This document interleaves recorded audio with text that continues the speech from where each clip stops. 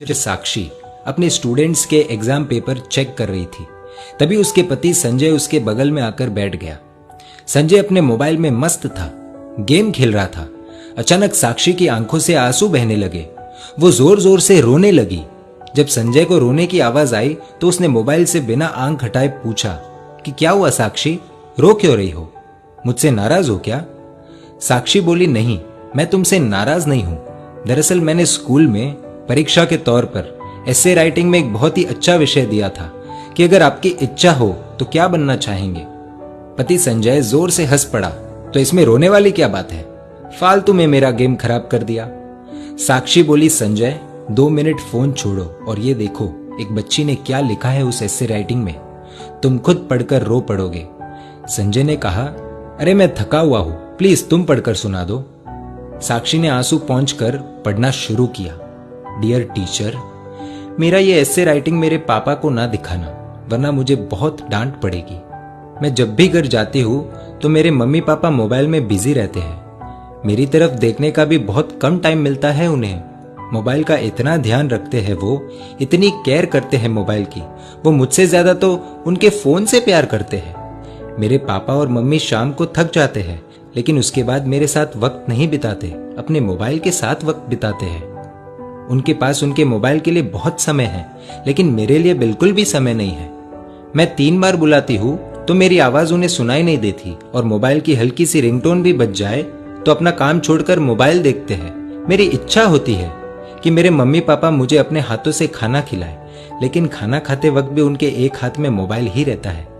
मैंने तो सुना था सुबह उठकर एक माँ अपने बच्चों को उठाती है, देखभाल करती है, लेकिन मेरी मम्मी सुबह उठते ही मोबाइल देखती है, मुझे कभी नहीं उठाती।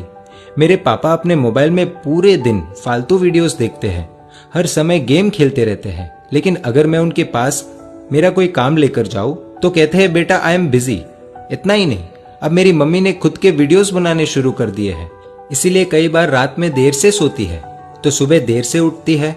और सुबह जब मेरा टिफिन तैयार नहीं रहता तो मुझे पैसे देकर कहती है कैंटीन में खा लेना। मेरे टिफिन से भी ज्यादा जरूरी मम्मी को उनका स्मार्टफोन है।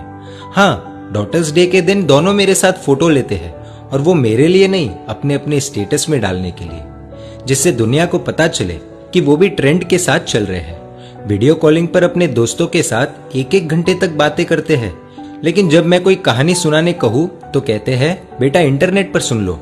वो दोनों ही मेरी आदतें बिगाड़ रहे हैं। फिर कल अगर मैं गलत रास्ते पर चली गई तो पूरी दुनिया मुझे गलत बताएगी। इसलिए मेरा हमेशा से सपना रहा है कि मैं भी एक स्मार्टफोन बन जाऊं। पूरे दिन अपने पापा के हाथों में रहूंगी, रात को सोते समय भी उनके आंखों के सामने रहूंगी, सोने के बाद भी उनका हाथ मुझ पर ही रहेगा। खाना तो नहीं मिलेगा, लेकिन हाँ, टाइम टू टाइम रिचार्ज होता रहेगा। मेरा पूरा ध्यान रखा जाएगा। मुझे खरोच भी नहीं आने देंगे। जहां भी जाएंगे मुझे अपने साथ ले जाएंगे। हमेशा दोनों की आंखों के सामने रहूंगी। संजय थोड़ा भावुक हुआ, लेकिन फिर से अपने गेम में लग गया और साक्षी से बोला कि ठीक है, अच्छा लिखा है, इसमें रोने जैसा कुछ नहीं है। तुम्हें इतनी सी बात पर रोना क्यों आ गया Sakshi? Be strong, come on. तो साक्षी ने कुछ ऐसा कह दिया कि खुद संजय भी अपने आप को संभाल नहीं पाया। साक्षी बोली कि संजय, ये ऐसे जिसने लिखा है वो अपनी ही बेटी है। दोनों के आंसू रुकने का नाम नहीं ले रहे। भागते हुए अपनी बेटी की बेडरूम में गए। देखा कि वो अपने मम्मी पापा की तस्वीर से लिपटकर सो रही है। ये दृश्य देखकर दोनों को रोना आ गया। साक्षी और संजय दोनों ने अपनी बेटी को नींद से जगाया। उसको उठाकर दोनों ने क्षमा मांगी। कहा कि बेटी, तुमने हमारी आंखें खोल दी, हमें माफ कर दो। अब से स्मार्टफोन नहीं, तुम हमारी आंखों के सामने रहोगी।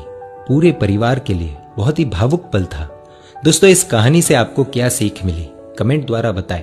और अगर आपको लगता है कि ये कहानी शेयर करने जैसी है तो तुरंत अपने दोस्तों, परिवारजनों और रिश्तेदारों के साथ शेयर कीजिए। और ऐसी सुंदर कहानियों के लिए emotional video stories page like कर दीजिए और YouTube पर हमें सब्सक्राइब